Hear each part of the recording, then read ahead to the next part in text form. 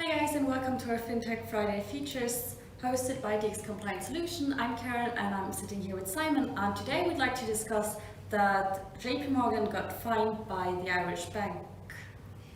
Yeah, definitely. So the media in Ireland here have been quite clear about the fact that the central bank has fined JP Morgan for certain breaches in controls as part of their compliance regime.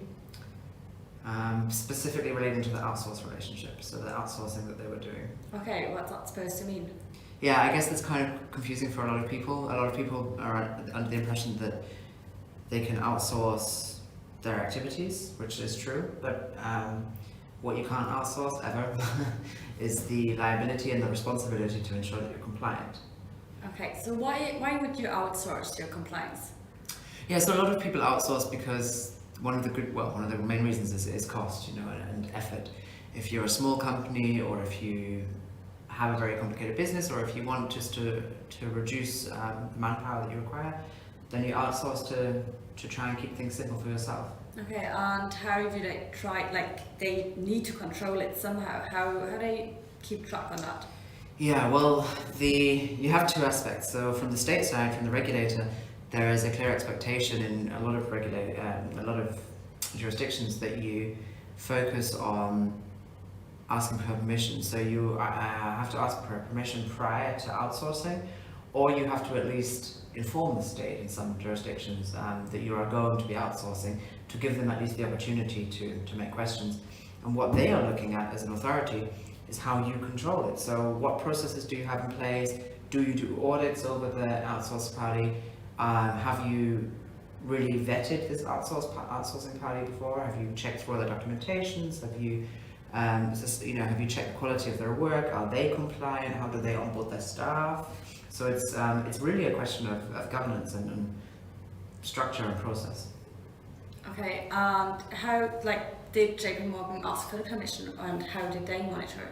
Is there anything about that? Yeah, so as far as I'm aware, they didn't ask for permission prior to doing this, which is not uncommon. A lot of companies, especially from overseas, aren't always aware that they needed to do that, especially if they have many subsidiaries within Europe. Okay. And even actually, some regulators do also expect that you even show and ask for permission where you are outsourcing to one of your own subsidiaries. So there is quite a lot of issues around that, so to say, because many companies would assume that a subsidiary of theirs comes automatically, automatically within the internal definition. How come that such a huge company like JP Morgan is not aware of that? It could be, to be honest, it could be simply that it was somehow overseen. It could be that it was overseen during a period of change to regulations, so that when new regulations came in, they weren't aware of the significance of what seemed maybe to them at the time as such a small clause. And it could simply be that they assumed that it would be okay. So every institution has slightly different risk appetites towards this sort of approach, but I would assume that it somehow was underestimated by them. Okay. Would you recommend a company to outsource their compliance, or would you say no, better keep it in your own company? It's a good question. I think for some business models, outsourcing certain aspects of the processes can be very beneficial. For example? I guess the typical part of the process would be the digital onboarding of your customers, so the KYC aspect. But I have also seen companies and worked with companies, of course, who outsource their transaction monitoring process, or even their entire MLRO process, so the person who's really accountable at the end of the day.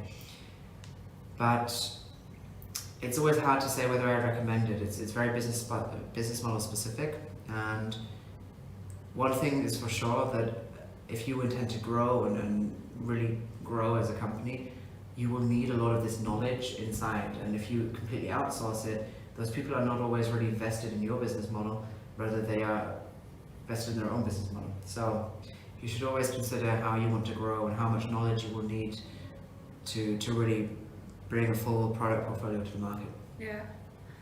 Wouldn't the process take longer. For example, if you have transaction monitoring and the outsourcing company monitors your transaction until they get back to you and tell you there's a transaction that might be suspicious, and you then lock the account or stop the transaction, or how does that work? To be honest, it all depends on the process that you have set in place. So in some processes you will have an instant thing, which is the same as them being in the same room as you, or the same as them being part of an internal department. But in other cases, of course, especially if cost is an issue, you may be looking at workers in different time zones, workers in different countries, which does come with its own form of risk. That's, however, I would say slightly more operational risk as opposed to direct AML or compliance risk. It also, of course, has huge benefits. So if you do either outsource or even have a subsidiary that's directly working for you in another country and another time zone, then of course, when it comes to certain aspects of your operations, you'll have people making first decisions or second decisions while the other party is asleep, essentially. They wake up and they come and everything else is finished. So yeah, there are definitely pluses and minuses to both. Okay, if there's a company and they think about outsourcing compliance, what would you say to them?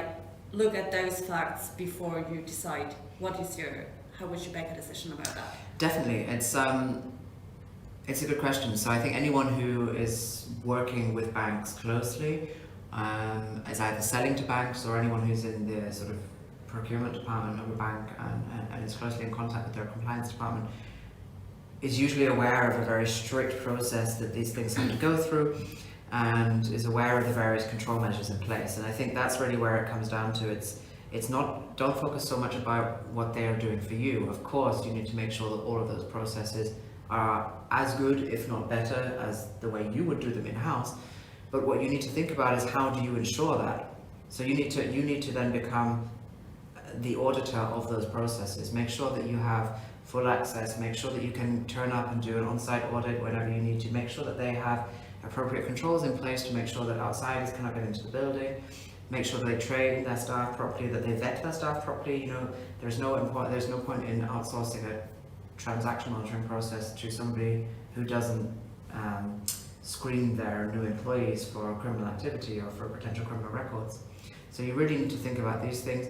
Basically, ensure that you understand the risk of that relationship. So do a full risk analysis of that relationship and make sure you mitigate each of those risks and have controls in place for each of those things.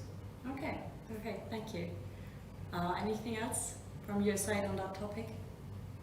Yeah, I think just people, it's quite often in the early stages of business, especially, we have a lot of challenger banks coming to the market. We still see a lot of different fintech models approaching. So it's really important to start thinking about these things early. It costs a lot less resource and understanding to put in a strong governance structure and a strong control structure early on than it does to start playing catch up when you get 12 months down the line. And that's the thing we see a lot. So you come in and you have to basically unravel 24 months of mess, and it costs a lot more. Okay, perfect, thank you. Thank you guys for listening and watching, and we'll see you next week on Friday. Have a great weekend.